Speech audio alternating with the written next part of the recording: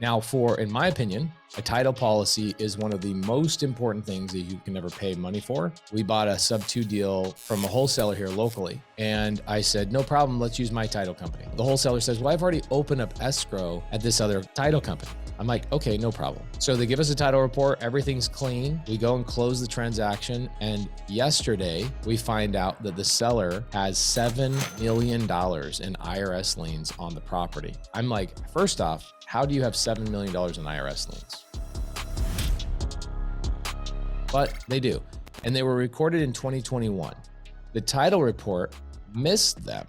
Okay, so now I currently own, this is happening right now. This was one of the first text messages I received this morning from my partnership. The title company missed that on the initial title report. And for some reason, the title company says to me, well, we didn't get an ID statement from the seller. I did not know that that was a thing that you need to do on a title report. Is a title report not a title report, or is there special different categories for title reports? Well, like you said, the companies are wildly different. Attorneys are wildly different.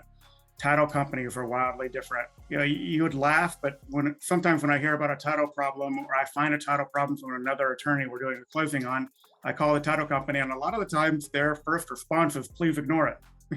Let's wipe it under the table, under the mat. You know, we've never heard about this. Just ignore it. We'll fully cover you. Go ahead and move forward. And hopefully this problem expires or never becomes a problem for someone else. Where other companies get very upset and they get aggressive and they immediately go after the seller and try to get the money to fix the problem.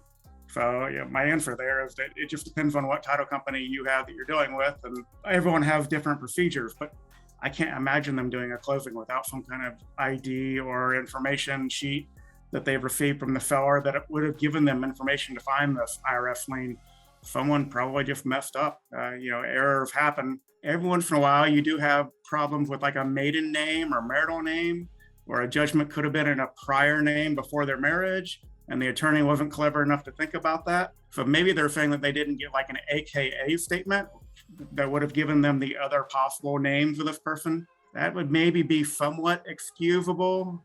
Otherwise, if that IRS lien is in that guy's name and they just missed it, that's pretty bad negligence. Yeah, pretty bad. So the good thing is I bought a title policy. And so a title policy insures me against negligence, and it insures me against things going wrong. And so I see people, there's an attorney in Texas that I actually do business with, and he tells some of my students, oh, you don't need to buy a title policy. It's silly. Like the previous owner had a title policy. You don't need to buy a title policy. I'm like, you know what? In the one situation that it's not okay, I'm going to be grateful for the 99 other times I bought one that it was. So I found in the title policies that I've had to go back and not litigate, but essentially go through and settle on things, the title company having to pay for those things out of their side far outweighed the 100 deals before that I don't ever have to use the title insurance. So it's always just a smart way to do it. I think that having the A to B have a title policy and B to C have a title policy is the smarter way to do that.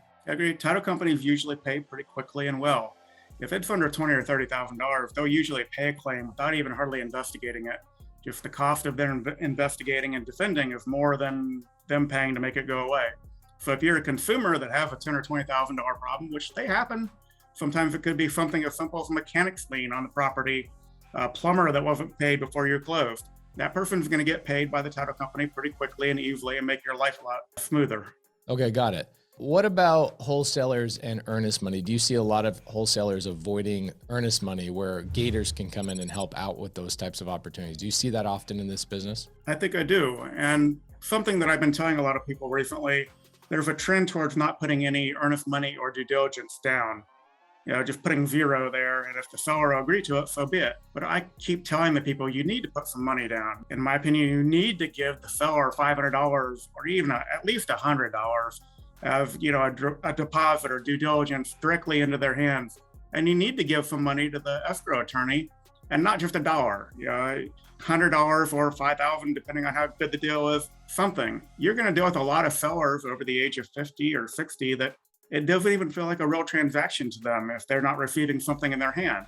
They're used to the handshake kind of deal where if they don't get money, this didn't really even happen. It's not a real contract or agreement in their mind. And that'd be the first thing that sometimes maybe an attorney trying to invalidate your contract might throw at you. There was no consideration for the deal. There was no back and forth. There was no meeting of the minds. There was no actual transaction. If you can say that, I have a receipt here for $500 that you paid directly to them and $1,000 to the attorney, that makes your contract a lot more enforceable, a lot easier to argue back that this is a valid contract. And in this day and age, with more investors coming on board, there's more competition for your deals. Every day, all day long, we get email from some seller that has signed 3 contracts, that day or that week, because someone has offered a few $100 or a few $1,000 more than the prior guy. If you're the guy that can show a receipt where you've handed them a couple $100, $1,000, whatever, that makes that deal, I think, stick a lot more with the seller, and they're a lot less likely to go out and find someone else in 2 weeks that's willing to offer them $5,000 more and put $500 in their pocket. So I think EMD is important. I always tell the people that you're making a mistake by not paying it. So that's becoming more and more needed in the world. Yeah, I had this situation about 7 years ago where myself and another wholesaler signed a contract with a seller the same morning. He filed a memorandum. I did not. I put in earnest money. He did not. So we go down to close and we find out there's a memorandum on the property. So I file a lis pendens and I then issue a demand letter to the seller saying, hey, sounds like you signed a contract. And she says, well, I signed the contract with this person first.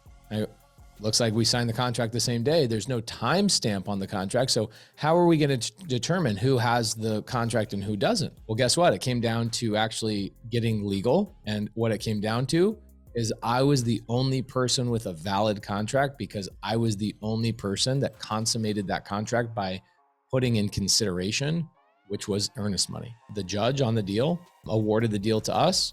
We also had the seller had to pay our attorney's fees, all sorts of other things. It was not a fun situation, but I went and put down earnest money on the deal. And the judge says, how can you stand there and put $0 on a contract? Would you let your grandmother sell her house this way to somebody like you if they didn't have earnest money on? And the wholesaler says, no, I wouldn't. And the judge says, then what are you trying to be all slimy, signing contracts with people without earnest money? What I'm seeing a trend in Arizona, Georgia, other places, I'm seeing a trend of 1% as earnest money on the purchase price. And I think that comes from the real estate agent world. Guys, how many agents in here would allow a wholesaler to get a house under contract with you and your client for less than 1% of the purchase price of earnest money? Anybody? Almost never. Nope. Never. No way. Nope. I feel the same way. My wife is an agent here and she gets wholesalers all the time that try and offer $100. And she's like, I'm not. She'll reply back and go, you're obviously not serious about buying this house. So when you're competing with other wholesalers, right now, I know this group is not wholesalers. This group is the group that's lending the money or coming in on the JV side. You've got to make sure that I think the industry in the next 5 years is going to be so regulated from the wholesale side of things. Maybe it might even be upwards of 10 years because the wheels of regulation and legislation, go very slowly. But you see it happening in North Carolina, right? You have to now disclose. I didn't know that. You have to disclose to your seller that this is a double closed transaction. That's interesting. In Arizona, nobody has to disclose anything, right? Now, here's what's interesting too. You could, we've done this before too, where we'll close the A to B contract at one title company and then we close the B to C contract at a different title company so that it is not necessarily a double close. Have you ever seen something like that, Harry?